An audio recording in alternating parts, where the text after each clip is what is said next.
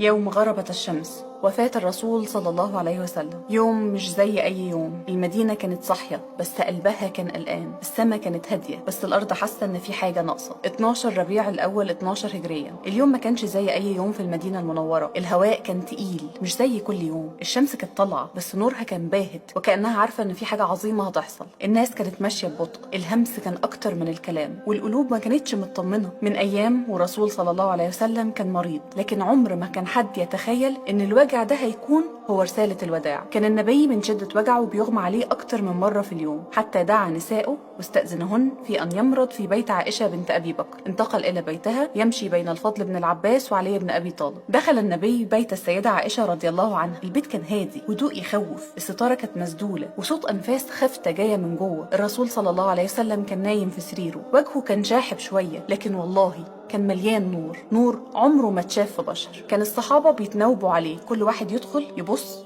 ويسكت ويمشي وهو قلبه بيتقطع. جوه البيت الرسول صلى الله عليه وسلم كان بيفتح عينه الشريفة، عينه بتمسح الوجوه وكأنه بيسلم عليهم واحد ورا واحد. يطلب مية من السيدة عائشة تسنده ويحط ايده في الاناء ويمسح وجهه الشريف ويقول بصوت واطي: لا اله الا الله، ان للموت لسكرات. الكلمه صعبه. النبي عليه الصلاه والسلام حاسس بسكرات للموت، ايوه، عشان يعلمنا ان الالم مش ضعف وان الصبر اعظم عباده. دخل عليه عبد الرحمن بن ابي بكر وفي يده السواك. كان النبي بيحب السواك. قالت له السيده عائشه: اخذه لك. اشار الرسول بالموافقه وتسوك بمساعده السيده عائشه، وما ان انتهى من السواك حتى رفع النبي يده وشخص بصره نحو السماء وتحركت شفتاه. أصغت إليه السيدة عائشة وهو يقول: مع الذين أنعمت عليهم من النبيين والصديقين والشهداء والصالحين، اللهم اغفر لي وارحمني والحقني بالرفيق الأعلى. اللهم الرفيق الأعلى، اللهم الرفيق الأعلى، اللهم الرفيق الأعلى. ومالت يده الشريفة، وفجأة اليد اللي كانت تقيلة تستكين، النفس يهدى والصوت يسكت، بس سكوت مش عادي، سكوت يخوف. سيدة عائشة تحط ودنها على صدر النبي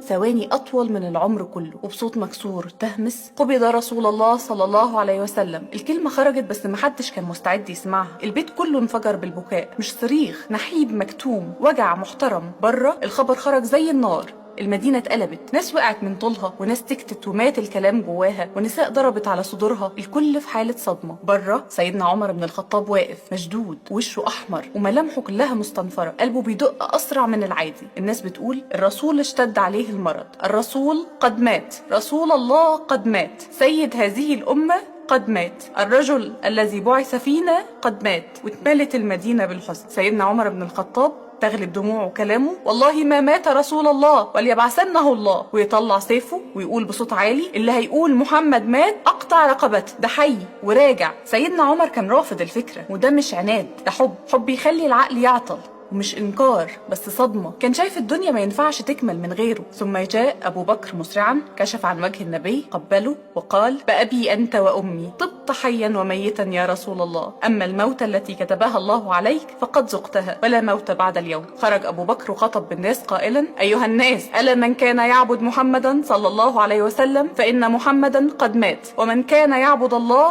فإن الله حي لا يموت. بص لهم وقرأ قول الله عز وجل: وما محمد إلا رسول قد خلت من قبله الرسل أفإن مات أو قتل انقلبتم على أعقابكم ومن ينقلب على عقبيه فلن يضر الله شيئا وسيجزي الله الشاكرين. فوالله كأنهم يسمعوها لأول مرة. الآية تقع على القلوب زي السكينة. سيدنا عمر يقع على ركبه، السيف يقع من ايده، ويقول: فعلا كأني أول مرة اسمعها. سمع المسلمون قول ستنا فاطمة الزهراء بنت النبي صلى الله عليه وسلم وهي تقول: يا أبتاه أجاب ربا دعاه، يا أبتاه جنة الفردوس مأواه، يا أبتاه إلى جبريل ننعاه. في اللحظة دي الكل فهم إن الرسول صلى الله عليه وسلم ما ماتش، الرسول صلى الله عليه وسلم سلم الرسالة. المدينة كلها لبست السواد، مش في اللبس، في القلوب. البيوت كانت ساكتة والضحكة اختفت، حتى الأطفال كانوا حاسين. الكل في الشارع حاسس إن كل حجر بيبكي رسول الله. وفي وسط الحزن ده في حاجة غريبة، قوة. كأن الوجع ده حول الناس من أتباع إلى حملة رسالة. الرسول صلى الله عليه وسلم مشي، لكن كلماته لسه في ودانهم، أفعاله لسه في عيونهم، وصوته لسه في قلوبهم. مات الجسد